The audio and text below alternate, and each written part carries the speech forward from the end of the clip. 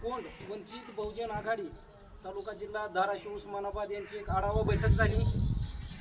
या बैठकीमध्ये आज एक महत्त्वाचा विषय घेण्यात आला, तो म्हणजे कोंड येथे गेल्या 25 ते 30 वर्षापासून गायरानात राहत असलेल्या नागरिकांना, जे आज या ठिकाणी वास्तव्यास आहेत, त्यांना ग्रामपंचायत प्रशासन असेल किंवा वरिष्ठ प्रशासन असेल यांच्याकडून कसल्याही प्रकारचे प्रशासकीय योजनांचा लाभ भेटत नाही।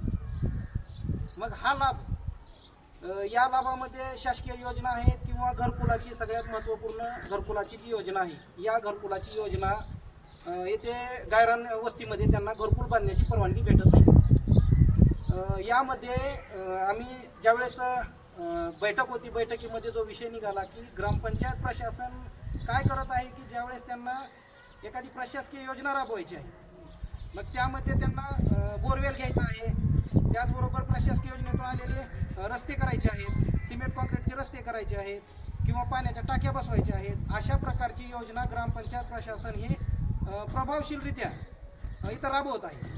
परंतु ज्यावेळेस एखाद्या सामान्य माणसाला घरकुल बांधायचं असतं, त्यावेळेस त्याला घरकुल बांधण्याची परवानगी ग्रामपंचायत प्रशासन देत नाही। त्याला कारण काय जोडते, तर वरिष्ठ कार्यालयातून तुम्हाला गायरानात घरकुल बांधण्याची परवानगी भेटणार नाही, अशा प्रकारची आम्हाला माहिती ग्रामपंचायत प्रशासन देत आहे।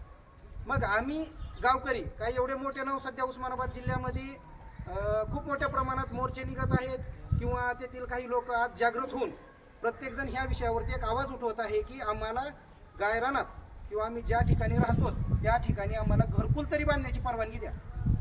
या अगोदरच्या ग्रामपंचायत प्रशासनाच्या 10 वर्षापासून आम्हाला याच्या अगोदरचे जे प्रशासक आहेत, ग्रामपंचायतला जे असणारे सरपंच असतील किंवा इतर प्रशासक असतील, यांनी तुम्हाला ही राहतो ती जागा तुमच्या नावे करून देऊ, तुम्हाला नियमाकुल करून देऊ, अशा प्रकारे सांगून सर्व घरकुल गायरानधारकाकडून कागदपत्री जमा करून घेतली, त्यांच्याकडून आट जमा करून घेतलं, परत त्यांचे आधार कार्ड, पॅन कार्ड हे खर्चातून त्यांच्याकडून जमा करून घेतले। परंतु आज तागायत देखील आतापर्यंत 2 वेळेस कागदपत्र सर्व नागरिकांनी जमा केली, परंतु आज तागायत कसल्याही प्रकारचा ठाम निर्णय याच्यावरती झालेला नाही।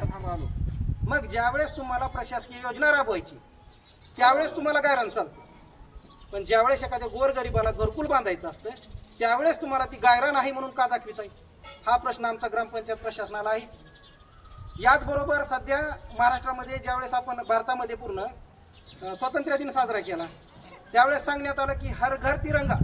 मग आम्हाला घरच नाही तर आम्ही तिरंगा कुठं लावायचा? आज कित्येक या गायरान वस्तीत 70 ते 80% आज दलित मुस्लिम राहतील।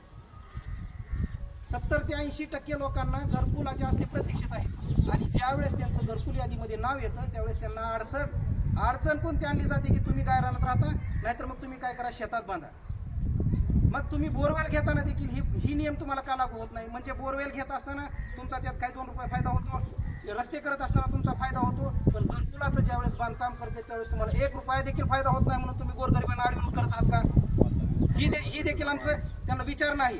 त्याचबरोबर जसं तुम्ही मतदान मागत असताना या अगोदरच्या आता जी नवीन ग्रामपंचायतचे सरपंच असतील किंवा ज्यांची आता सध्या सत्ता आहे किंवा इतर कोणी ज्यावेळेस ग्रामपंचायतच्या निवडणुकीला जे कोणी उभारत आहेत त्यांचा जाहीरनामा असतो की जाहीरनाम्यात सांगतात की आम्ही तुमच्या गायरानाचं नियमकुल तुम्हाला करून देऊ।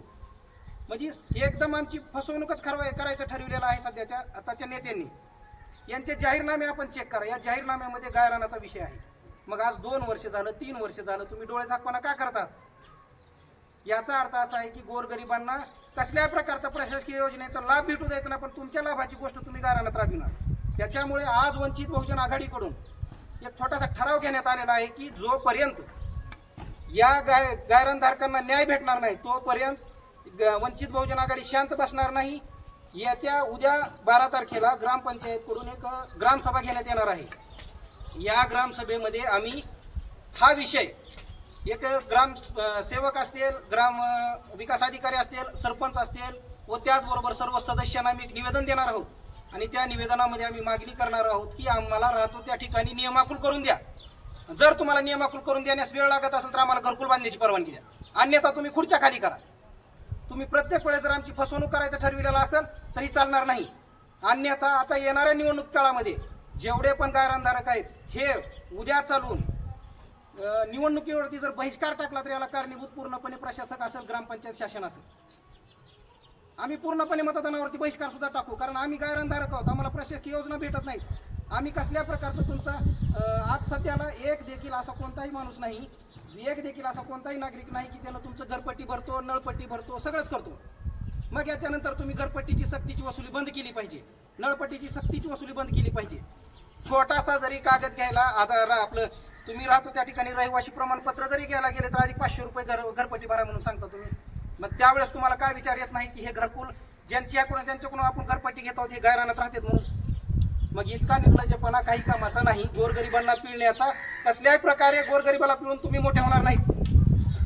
त्यामुळे आम्ही आज सांगत आहोत की वंचित बहुजन आघाडीची भूमिका याच्यानंतर आज आम्ही निवेदन देणार आहोत। याच्यानंतर खूप मोठ्या प्रमाणात एक प्रकार असा आणि समस्त गायरानधारकांना आमची विनंती आहे, आज आम्ही त्यांना सांगत आहोत की उद्या ग्रामसभेच्या दिवशी आपण निवेदन देत असताना सर्वांनी ग्रामपंचायतमध्ये हजर राहून आपली मागणी मान्य करून घेण्यासाठी प्रयत्न करायचा। याच्यासाठी त्यांच्याकडून आपण ग्रामसभेमध्ये उद्याच्याला एक ठराव सर्व सदस्य आहेत यांच्याकडून एक आपण ठराव मंजूर करून घ्यायचा आहे की गायरान घ्यायचा आहे आणि तो वरिष्ठ कार्यालयाला द्यायचा आहे। ठराव घ्यायचा आणि कागद कुठं तर ठेवून लपवून ठेवायचं ते चालणार नाही। 8 ते 10 दिवसानंतर यांनी ठराव घेतल्यानंतर हा ठराव जिल्हाधिकारी कार्यालय आहे, त्याचबरोबर ग्रामविकास मंत्रालय आहे, परत आपलं विभागीय आयुक्त कार्यालय औरंगाबादचं आहे, त्याच्यानंतर वेळ पडलीस तर पंतप्रधान असतील, मुख्यमंत्री असतील आणि जर वेळ पडलीस तर राष्ट्रपतींना देखील यांनी पत्रव्यवहार करावा लागेल आणि आम्हाला न्याय मिळवून द्यावा लागेल। अन्यथा याच्यानंतर ज्यावेळेस आपण मत मागायला याचाल त्यावेळेस सुरुवातीला आम्ही तुम्हाला तुमचा जाहीरनामा तुमच्या तोंडावर फेकून मारू, अशा प्रकारचा आज आम्ही इथं तुम्हाला जाहीरपणे सांगत आहोत। त्याच्यामुळे लवकरात लवकर ग्रामपंचायत प्रशासनाने या विषयाकडे लक्ष देऊन गोरगरिबांना त्यांच्या न्यायाचं त्यांच्या हक्काचं घर बांधण्यासाठीची त्यांना परवानगी द्यावी। आम्ही आज जो ठराव घेतलेला आहे त्या ठरावाची एक प्रत आम्ही उद्या ग्रामपंचायत प्रशासनाला देऊन याच्यावरती आणखीन प्रखररित्या काय करता येते, कशा प्रकारचं आंदोलन करता येतं याच्यासाठीची देखील आम्ही लवकरच आणखीन एक बैठक घेणार आहोत।